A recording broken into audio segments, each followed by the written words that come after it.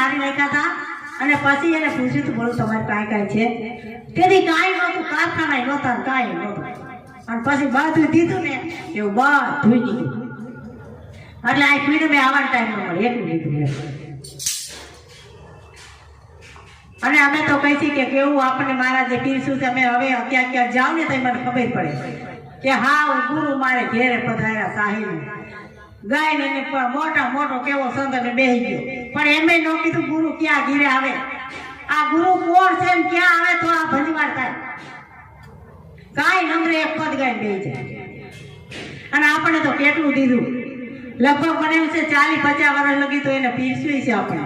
અને એટલું એને ગાયું છે, એનું શરીર ખતમ કરી દીધું, એટલું ગાયું અને એટલું પીરસ્યું. પછી છેલ્લે તો એને આવડા પડતા કે અરર કે કેટલું કેટલું કર્યું.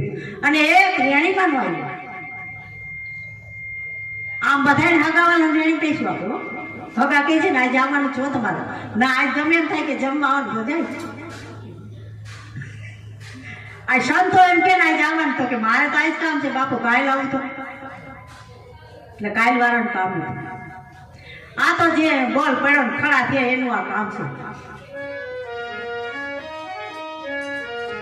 કે એવો દયાળો ના દેશ મારે વિશ્વંભર નો વાસ છે.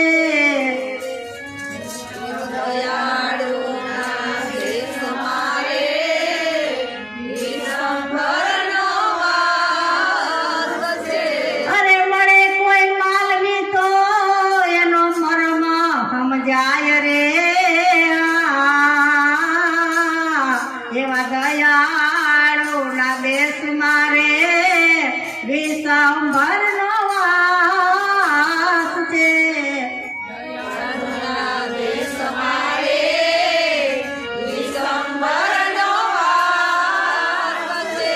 અરે શીશા ને સાટે રે સુરવીર વસ્તુઓ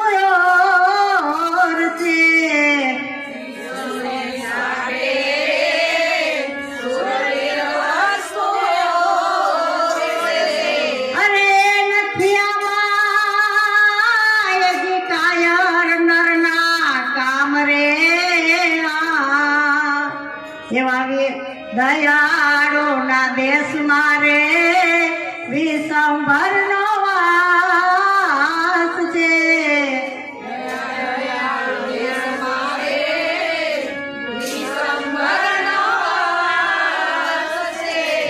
દયાળુ ના દેશમાં અમને કહી દીધું, ગુરુ મહારાજે કહી દીધું કે દયાળુ ના દેશમાં વિશ્વંભર નો વાસ છે. પણ આ દયાળુ દેશ આવ્યો ક્યાં? એક તો જઈને આપણે અહીંયા બેહાર્યા હતા અને ત્યાં આપણે બધું સમજાવ્યું અને ભીન કરી નોખા કરી દીધા અને છતાંય આપણે કોથળ પાછી કરી.